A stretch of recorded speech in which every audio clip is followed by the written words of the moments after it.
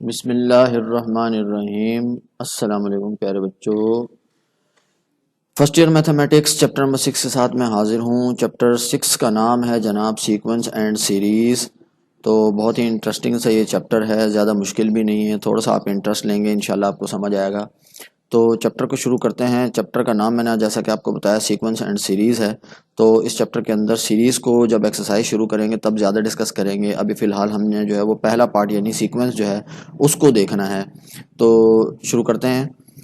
बेटा आप लोगों ने अपनी रोज़मर्रा ज़िंदगी के अंदर मुख्तलिफ़ शेप्स देखे होंगे और उनके अंदर अगर आपने थोड़ा सा ऑब्ज़र्व किया हो तो मुख्तलिफ़ किस्म की अरेंजमेंट देखी होगी, मुख्तलिफ़ किस्म की तरतीब देखी होगी। ये एक और एग्जांपल आपको दिखा रहा हूँ, पौधों की है, ये प्लांट्स की है। इसको आप देखें, इसमें आपको एक ख़ास तरतीब नज़र आ रही है, ठीक है। ये फूल है, इसमें भी आपको एक तरतीब नज़र आ रही है। कहने का मकसद ये है कि अगर हम रोज़मर्रा ज़िंदगी के अंदर भी थोड़ा सा गौर करें तो मुख्तलिफ़ चीज़ों के अंदर हम जो है वो एक ख़ास तरतीब को जो है वो देख सकते हैं। और ये चैप्टर जो है इसके अंदर भी जो है हमने जो स्टार्ट करना है वो इसी सीक्वेंस से स्टार्ट करना है। तो इस चैप्टर को करने से पहले हमारे लिए ये जानना बहुत ही ज़रूरी है कि सीक्वेंस असल में होता क्या है। तो चलें पहले हम ये देखते हैं कि सीक्वेंस क्या चीज़ है। प्यारे बच्चों, सीक्वेंस को जानने से पहले मैं आपको ये बताना चाहता हूँ कि ये एक तरतीब है मेरे पास। सीक्वेंस जो है वो क्या होती है, एक तरतीब होती है, ठीक है। ये आपको एग्जांपल यहाँ पर नज़र आ रही है, ये एक सीक्वेंस लिखी हुई है। इसको अगर आप गौर से देखें तो इसके अंदर जो है ना आपको दो चीज़ें जो है वो नज़र आएंगी और यही दो चीज़ें जो है वो क्या होती हैं, किसी भी सीक्वेंस के लिए ज़रूरी होती हैं। नंबर वन बात जो है वो ये है कि इसके अंदर सबसे पहली बात ये है कि देखें यहाँ पर एक तरतीब में वैल्यूज़ आ रही हैं। ऐसा नहीं है कि 4 पहले लिखा हो, फिर 2 लिखा हुआ हो, फिर 6 लिखा हुआ हो और फिर 7 लिखा हुआ हो या 9 लिखा हुआ हो और फिर 8 लिखा हो। नहीं, एक पैटर्न में जा रही हैं, एक तरतीब के साथ जो है वो ये वैल्यूज़ जा रही हैं, ठीक है। एक इंक्रीजिंग अमाउंट में यहाँ पर जो है वो वैल्यूज़ क्या हो रही हैं, जा रही हैं। दूसरी बात ये है कि 2 है, 2 के बाद फिर क्या आ रहा है, 4 आ रहा है। आपने गौर किया, 3 नहीं आ रहा। फिर 4 है, 4 के बाद 5 नहीं आ रहा, 6 आ रहा है, ठीक है। तो अगर आप इसको थोड़ा सा गौर करेंगे तो इसमें एक ख़ास पैटर्न आपको नज़र आएगा। ये जो ख़ास पैटर्न है जिसके तहत ये सीक्वेंस बन रही है, इसको हम जो है आम जुबान में एक रूल भी कह सकते हैं कि ये एक रूल के तहत जो है वो सीक्वेंस बनाई जा रही है। इस तरीके से नहीं है कि 2 हो और फिर 3 हो, फिर डायरेक्ट 5 आ जाए, फिर डायरेक्ट 9 आ जाए। कोई तरतीब उसमें, कोई रूल जो है वो हमें नज़र ना आए। तो सीक्वेंस बेसिकली क्या होती है, सीक्वेंस ऐसी चीज़ होती है, ऐसी तरतीब होती है जिसके अंदर एक ऑर्डर होता है, यानी उसके अंदर तरतीब पाई जाती है। और दूसरे नंबर पर वो तरतीब जो होती है किसी खास रूल के तहत आ रही होती है। अब 2 के बाद 3 आ रहा है तो तरतीब में तो है, ठीक है। और 3 के बाद डायरेक्ट अगर 7 आ जाए तो भी ये तरतीब में है, क्योंकि देखें 7 जो है वो 3 के बाद ही आता है ना, पहले तो नहीं आता। तो तरतीब तो है लेकिन कोई रूल नहीं है कि 2 आया, 2 के अंदर चले हमने 1 ऐड किया तो 3 हो गया, 3 के बाद डायरेक्ट जो है वो 7 आ गया। तो ये थोड़ा सा जो है वो क्या हो जाएगा, रूल से हट जाएगा। तो एक रूल का होना ज़रूरी है सीक्वेंस के लिए। एक ख़ास जो है वो सीक्वेंस के अंदर जो है वो रूल होना चाहिए जिसके तहत वो सीक्वेंस चल रही हो, ठीक है। आगे चलते हैं। देखें ये अब ये जो वैल्यूज़ हैं हमारे पास, इसमें जो पहली वैल्यू है इसको हम टर्म भी कह सकते हैं, मेंबर भी कह सकते हैं, एलिमेंट भी कह सकते हैं, कुछ भी कह सकते हैं इन तीनों में से। और इसको डिनोट जो है वो हम करेंगे A1 से। ये फर्स्ट टर्म जो है हमारे पास, इसको हम A1 से डिनोट करेंगे।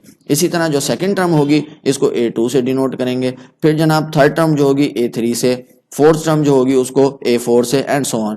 अब आखिर में कहीं कहीं पर जो है वो ये इस तरीके की सिचुएशन आ जाती है कि यहाँ पर 3 डॉट लगाकर छोड़ दिया जाता है। तो बेटा इसका मतलब ये होता है कि ये जो सीक्वेंस है ये इनफाइनाइट सीक्वेंस है, क्योंकि हमें इसमें लास्ट टर्म का पता नहीं है। जब हमें लास्ट टर्म का पता नहीं होगा तो वो इनफाइनाइट सीक्वेंस कहलाएगी। और अगर लास्ट टर्म का पता होगा हमें कि आखिरी टर्म ये कौन सी है या ये सीक्वेंस किस वैल्यू पर जाकर खत्म हो रही है, तो फिर हम उसको फाइनाइट सीक्वेंस कहेंगे। तो 3 डॉट्स का बेटा बेसिकली मकसद यही होता है कि ये सीक्वेंस जारी और सारी है, ये खत्म नहीं हो रही है।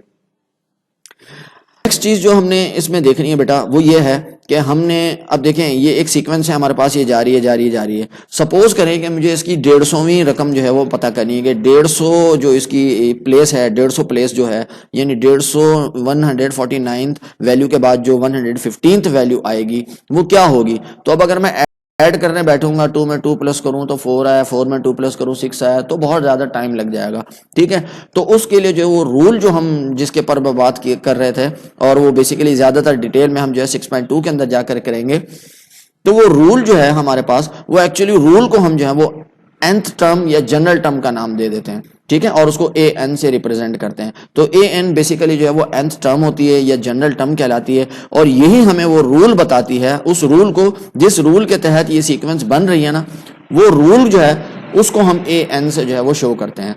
और या फिर आप आसान अल्फाज में कह दीजिए कि जो सी भी टर्म आपको मालूम करनी होती है उसको आप जो वो ए एन से जो है वो रिप्रेजेंट करते हैं। अब एन जो है, एन की जगह पर आप अपनी जो रिक्वायर्ड टर्म है, यानी कि अगर आप 10वीं टर्म मालूम करना चाहते हैं, 50वीं टर्म मालूम करना चाहते हैं, 100वीं टर्म मालूम करना चाहते हैं, तो ये जो आपका रूल होगा वहां पर जहां जहां एन आएगा वहां एन पर आप अपनी रिक्वायर्ड टर्म का नंबर डाल देंगे, तो आपको जो है वो टर्म की वैल्यू पता चल जाएगी।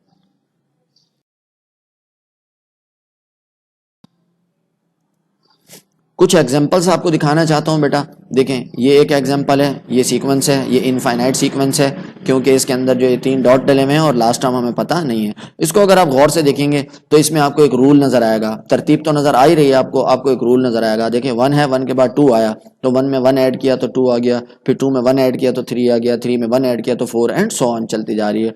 दूसरी जो सीक्वेंस है ये भी इनफाइनाइट सीक्वेंस है। देखें इसमें 20 में 5 प्लस किया 25, 25 में 30 प्लस किया, 5 प्लस किया तो 30, 30 में 5 प्लस किया तो 35 एंड सो ऑन। अब ये लास्ट जो है ये फाइनाइट सीक्वेंस है, क्योंकि इन दोनों ऊपर वाली टर्म्स के अंदर, सीक्वेंस के अंदर हमें लास्ट टर्म का पता नहीं था, लेकिन इसके अंदर हमें लास्ट टर्म का भी पता है। ठीक है, लास्ट टर्म जो होती है अमूमी तौर पर लास्ट टर्म को जो है वो हम क्या करते हैं, nth टर्म कहते हैं।